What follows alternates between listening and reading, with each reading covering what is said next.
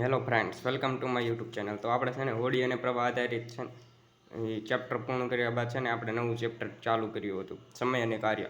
તો આપણે છે ને ટોટલ 6 પાર્ટ જોઈ ગયા છીએ. તો હવે આપણે છે ને 24મા નંબરના પ્રશ્નથી આજે શરૂઆત કરવાના છીએ.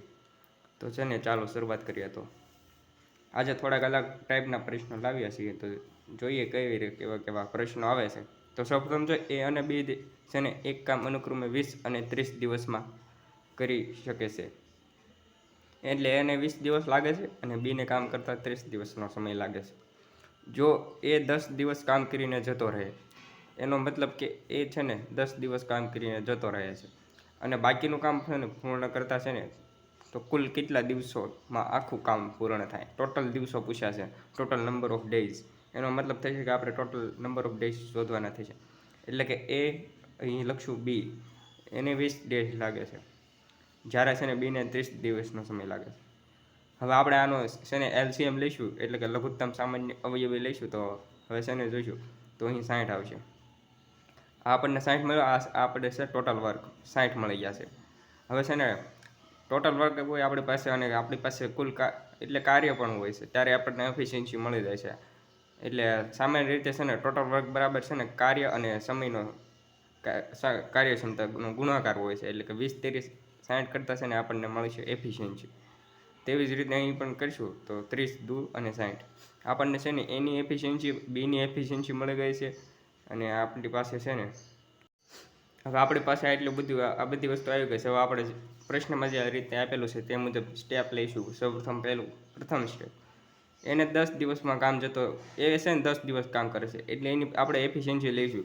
એટલે આપણે 10 દિવસ લઈશું. સૌપ્રથમ તો 10 લેવા પડશે, કારણ કે એ 10 દિવસ કામ કરે છે. એ બરાબર કરીશું 10 દિવસ.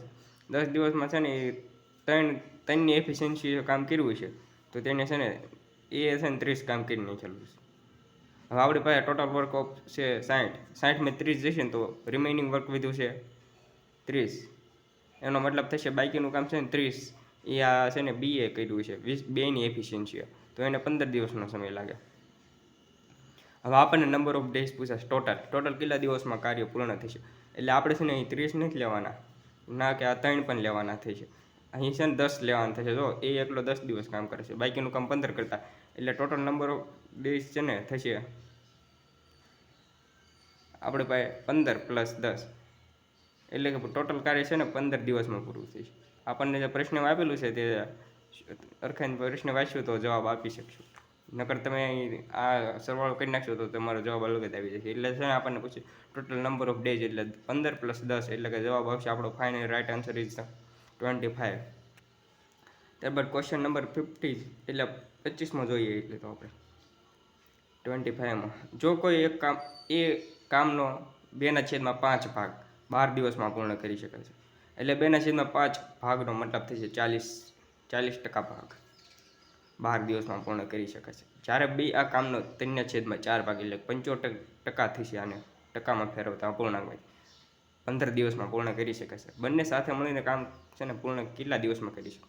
આપણને જે પૂછ્યું એ રીતના છે, પણ આપણને છે ને 100% કામ નહીં થાય. પેલું છે ને આપણને અડધું કામ આપેલું છે એટલા દિવસમાં કરે. આપણે છે ને એને 100%માં ફેરવવું પડશે.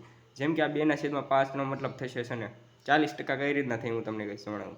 આપણે 100 વડે ગુણાકાર કરીએ તો આપણને 40% મળી જશે.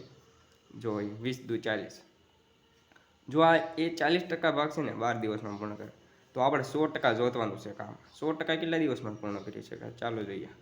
100/12/40, એટલે કે આ રીતના કરીશું ને તો આ 30 મળશે. આ 40% કામ 12 દિવસમાં કરે છે, આપણે પણ 100% કામની જરૂર છે. એટલે આપણને એનું ટોટલ વર્ક એટલે કામ મળી જશે ને એ 30 દિવસ મળી ગયા. 30 દિવસમાં એ કરી શકાય. તેવી રીતના આપણે બીનું પણ શોધશું. આપણે એનું શોધ્યું, હવે ત્યારબાદ બીનું. બી એ કામનો 3/4 ભાગ. હવે આ કઈ રીતના 75 થાય છે જોઈએ. આ જો 25 ચોક છે, એટલે આ 75 મળી ગયા. હવે 75% આ 3/4 ને 75% ભાગ 15 દિવસમાં કરે છે, એટલે કે 15 ડેઝ. તો આપણે 100%ની જરૂર છે. એટલે આ અહીં ગુણાકારમાં ત્રિરાશિ મૂકી તો આ 100 × 15/75, એટલે કે 100 × 15/75. હવે આપણે 15 × 5 = 75 થશે, તો અહીં છે ને 20 મળશે. ફાઇનલ 20 મળશે બીનો. બી 20 દિવસમાં કાર્ય પૂર્ણ કરી શકે.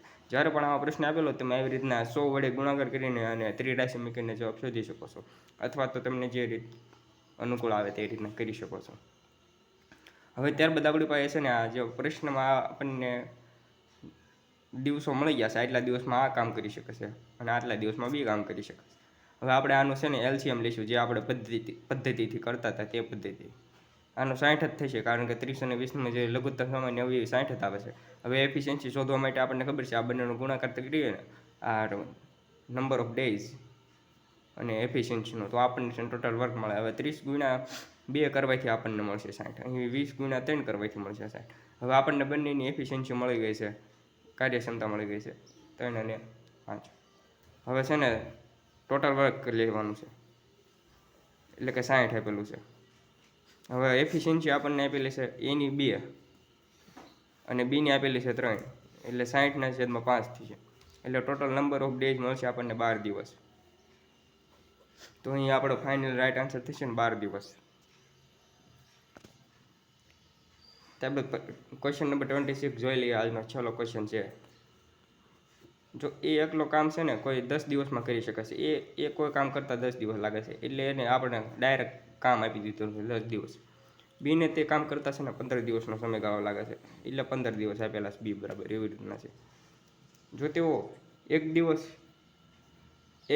દિવસ વારાફરતી કામ કરતા હોય અને કામની શરૂઆત છે ને એ કરી હોય, તો આ કામ પૂર્ણ, એટલે કે એક દિવસ પછી એક, એટલે કે એ રીતના છે. પ્રથમ દિવસે છે ને એ કામ કરશે, અહીં પ્રશ્નમાં છે ને ચોક્કસ કીધેલું છે કે એ કામની શરૂઆત કરી છે. બીજા દિવસે બી કરશે, ત્રીજા દિવસે ફરીથી એ કરશે, ચોથા દિવસે ફરીથી બી કરશે. આ રીતના છે ને આપણે જોડ બનાવવી પડશે, પેર. એટલે કે આ બંનેનું આપણે સૌપ્રથમ તો એલસીએમ લઈ લઈએ, 30 થશે. અહીં છે ને એફિશિયન્સી મળશે 10 ગુણ્યા 3 કરતાં, અહીં એફિશિયન્સી મળશે 15 ગુણ્યા 2 કરતાં. હવે આપણે પાસે એની એફિશિયન્સી છે અને એનો કુલ એ અને બી પ્લસ બંનેનું ટોટલ વર્ક કરતા છે. હવે આપણે છે ને પ્રશ્નમાં જે આપેલું છે ને તે મુજબ કરીએ તે મુજબનું સ્ટેપ લઈશું.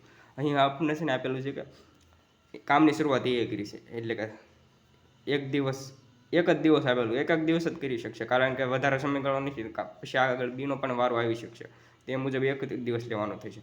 તે મુજબ બી છે ને 2 કામ કરશે. આ રીતના આપણે આ ટોટલ આપણને 2 દિવસનું કામ મળ્યું, આ 1 પ્લસ આ 2. હવે 2 દિવસમાં છે ને આ બંને થઈને 5 કામ કરી નાખે છે. 2 દિવસમાં 5 કામ કરી નાખે છે, તો 30 કામ કરવાના છે. હવે આપણને પ્રશ્નમાં જે પૂછેલું છે એ જોઈએ, કામ પૂર્ણ થવામાં કુલ કેટલા દિવસો લાગે. 2 દિવસમાં કામ થાય, 2 દિવસમાં 5 કામ કરી નાખશે એનો મતલબ. હવે આપણે 30 સુધી પહોંચવાનું છે એવી રીતના. એ રીતના આમ જો ફરી પાછો પછી એનો વારો આવશે, ફરી પાછો બીનો વારો આવશે, ફરીથી તેઓ 5 કામ કરશે, એટલે 4 દિવસમાં છે ને 10 કામ થઈ જશે. તેવી રીતના ફરીથી જાય છે, ફરીથી એનો વારો આવશે, ફરીથી બીનો વારો આવશે. પછી આપણને છે ને આ બબ્બીની પેર હતી, 2 દિવસમાં 5, પછી 2 દિવસમાં 5, 2 દિવસમાં 5. આવી રીતના શોધશું તો આપણને છે ને છેલ્લે સુધી પહોંચવાનું થશે. ફરી વખત જોઈએ, આ પણ બહુ લાંબુ કરવી ન જોઈએ, ડાયરેક્ટ ગુણાકાર દેવી તો જ પણ ચાલે. આ રીતના ત્રિરેશી મેકીને થઈ શકે. જુઓ, જેમ કે આ છે ને 2 કામ કરતાં 5 દિવસ લાગે છે, તો 30 કામ કરતાં કેટલા દિવસ લાગે, અહીં ગુણાકાર ડાયરેક્ટ 12 દિવસનો સમય લાગે. કેટલો? 12. અહીં જેમ કે 2 દિવસ અહીં ગયા, 2 દિવસ અહીં, 2 દિવસ અહીં, એવી રીતના 5 જોડ બનાવી 12 દિવસનો સમયગાળો લાગે. તો અહીં આપણે છે ને અહીં સુધી રાખીએ છીએ. હવે થોડાક આગળના લેક્ચરમાં થોડા નવા પ્રશ્નો સાથે મળીશું, તો મળીએ નવા લેક્ચરમાં. જય હિન્દ.